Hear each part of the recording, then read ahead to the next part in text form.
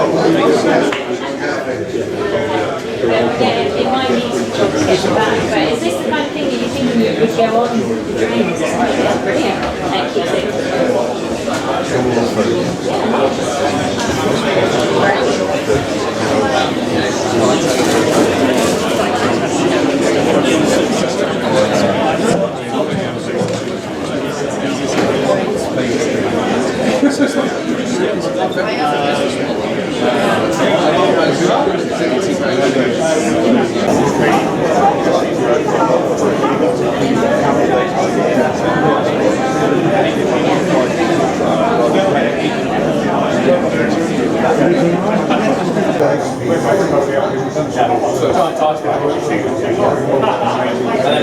Different ones you go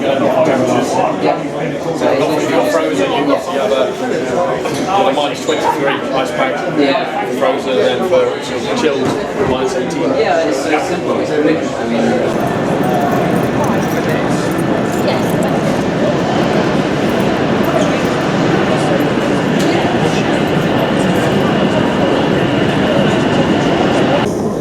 hello everybody, welcome to London Liverpool Street Station.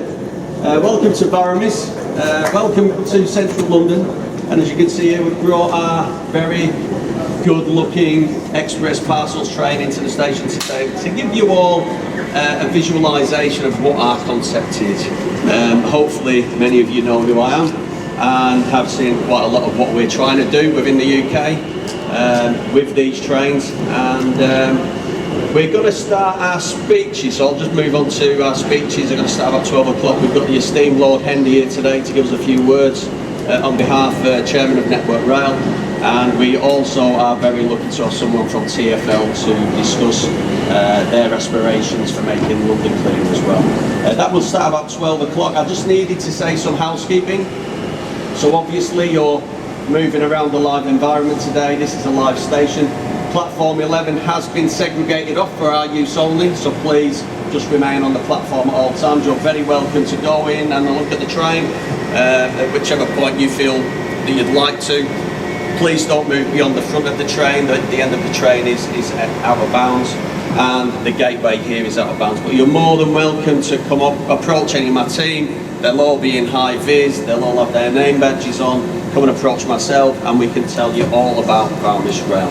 So please wander around, don't take a look at what we're doing, and we'll come back about 12 o'clock, reconvene when Lord Hendy will be here, and our guy from TfL to say a few words and encourage what we're doing around the UK. And I'll express a few more words then, when hopefully there'll be a few more people here too. Okay, all the best and enjoy your visit today.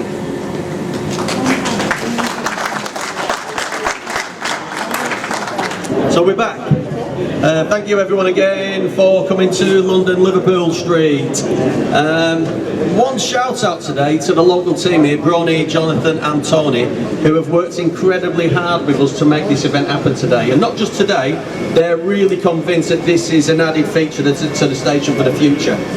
A London terminal station that is 150 years old this year, so congratulations to the station. As you can all see, it's a great station to be a part of, and we're really thrilled to be here too. Anyway,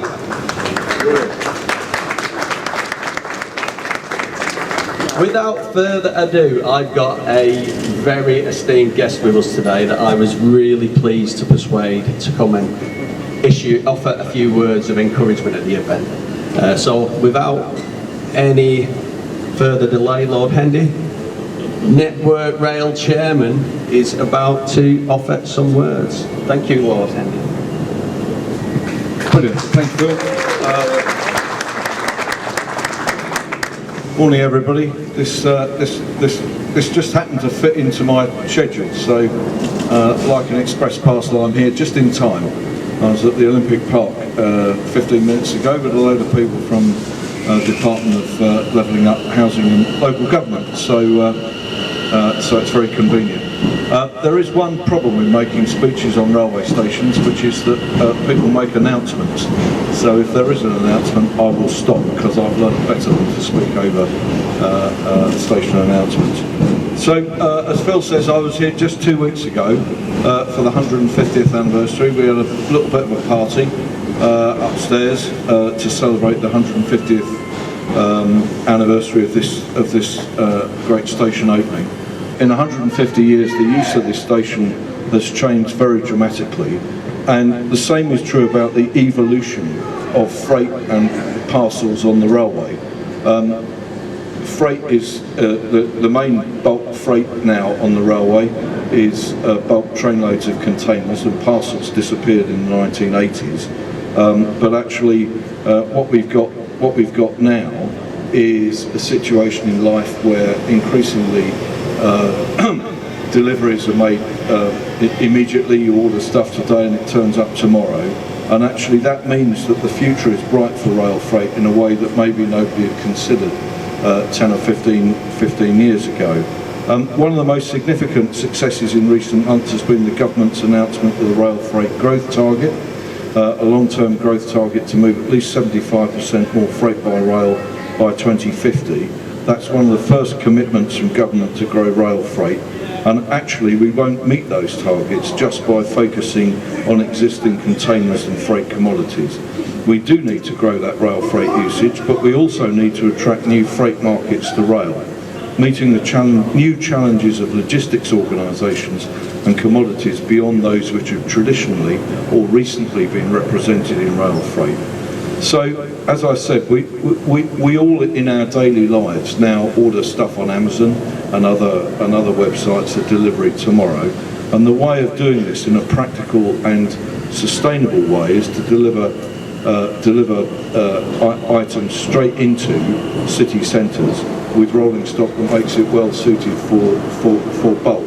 And that's why I was so keen to come today, because actually this is a really good example of it. Apart from anything else, it's a sustainable reuse of a partially used train, but actually what we can do with this is to actually deliver stuff straight into city centres, get the last mile done by sustainable means, electric or cycle, and actually completely change the face of the way that modern deliveries are made.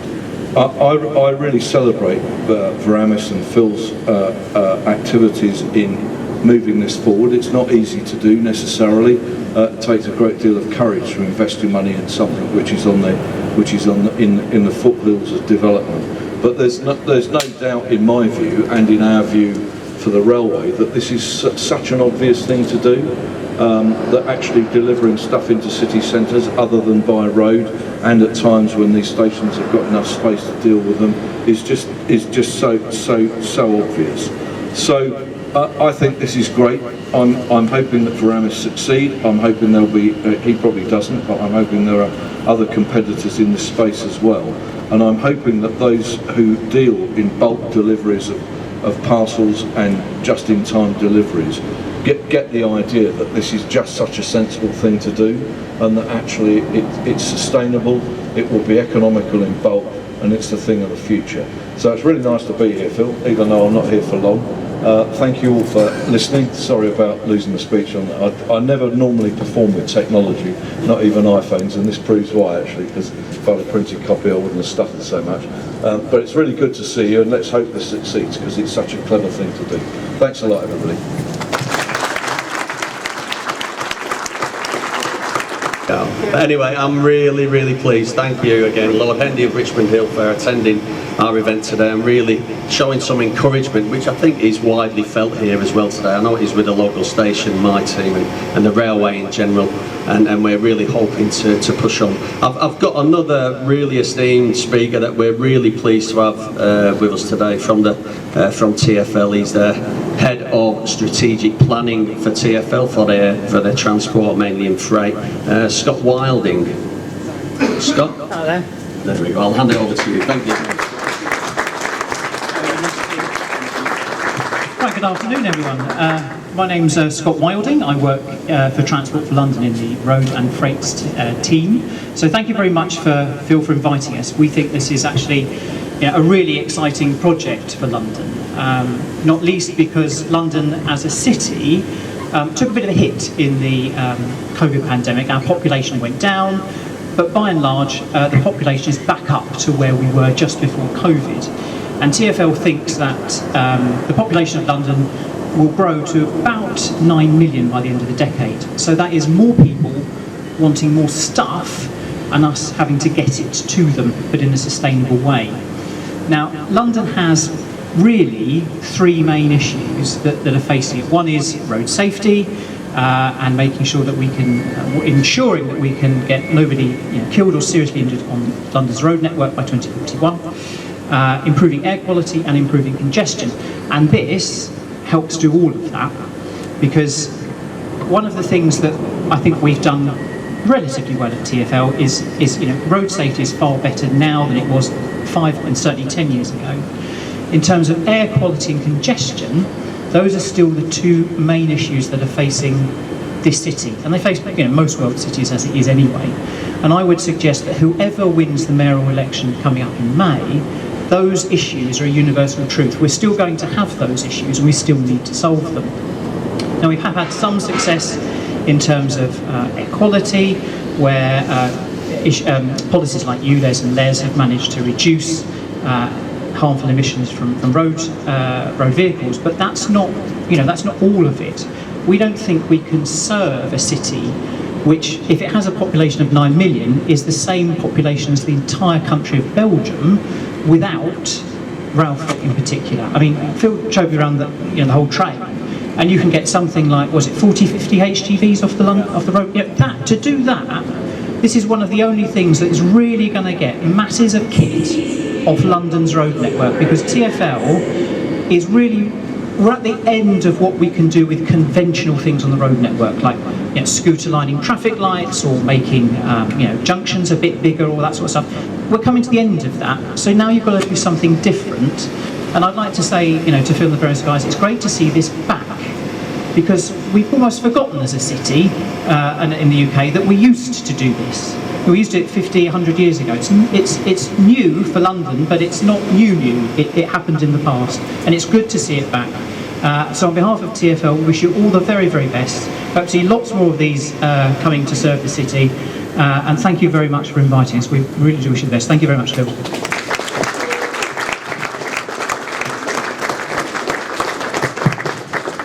Thank you, Scott. Again, really pleased to have a member from TfL really supporting this sort of initiative. It's so important that we get these senior stakeholders involved and pushing this message out, because as good as I think I am, and you all do too, yeah, good.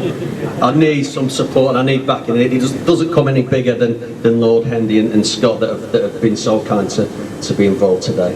One last speaker we've got coming now is a partner of ours. So without further ado, Steve from XeroE, the last mile delivery solution, which is sustainable too. Thank you, Phil. Good morning, everyone. This will be short because it's just about the last mile, the coal face, the last bit. I launched XeroE in London in 2019.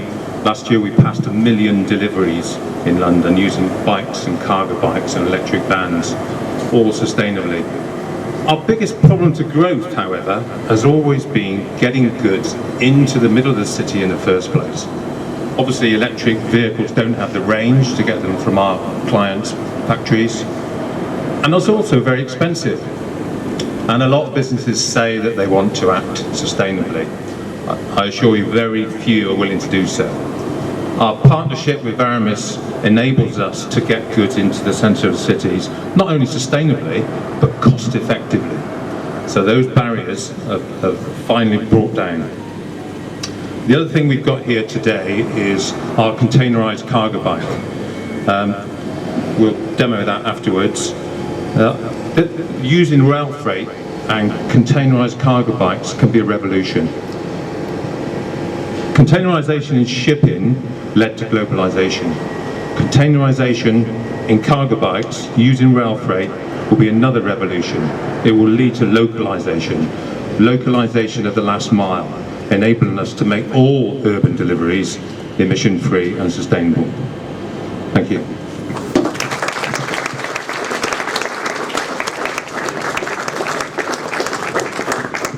Thanks, Steve. Just a little bit on what all our three guests have mentioned today. Yes, we are different. We get it. It's not been done for a very long time, probably 30 years plus since you last saw a parcels train or mail train coming into this heart of London. You know, things have been done differently for far too long. We need to change the way big business move their goods in and around, not just London, but Manchester, Birmingham, Liverpool. All your major cities could have a train like this in their cities. It supports decarbonisation, it's totally sustainable, and it promotes clean air strategies like you'd not believe. Okay, this is fully sustainable. All the energy powered to work this train, like any electric train, believe it or not, in the UK, is environmentally sustainable. So everything that this train takes away from your business, you can put in your yearly accounts and your reports every year as well. There's huge benefit for what this train can offer you as a business. We're doing truck mileage at the moment between Birmingham and Glasgow 5 nights a week. That one train alone, one 4-car train, can remove 1,500 tonnes of carbon every year from that operation between Birmingham. We doubled the service, that's 3,000 tonnes. We doubled the size of our train, that's 6,000 tonnes. It's all about the reduction in CO2 this service can offer businesses all over the country. Trunk mileage is one aspect, getting into city centres and towns and cities around the UK is another. So hopefully you've learned a little bit about what we're trying to do at Varamis. It's been quite a journey by myself for the last 4 or 5 years, and we are where we are now. I'm absolutely delighted to be in central London, a place that has been my home for 28 years now, and I'm really pleased that we've got so many people showing a real interest, not just the press and the local government and senior people from Network Rail, but we've got some very senior customers that are all here today to see what we're doing. We're quicker, we're cheaper, and we're greener than the alternative, so please get on board. I'll be around now till about 1:15. We'll start wrapping the event up then. I really thank everyone for attending today. It really means a lot to me that there's such an interest. Please have a safe journey home, and make sure you vacate the station in a safe, orderly manner as well. Okay, thank you everyone.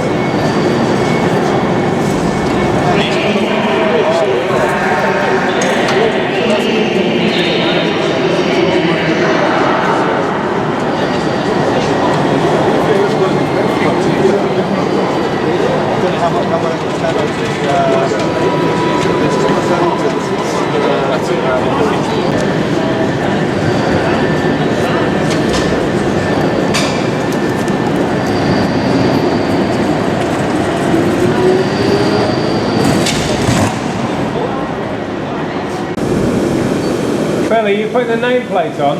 Yeah. Okay. Yeah.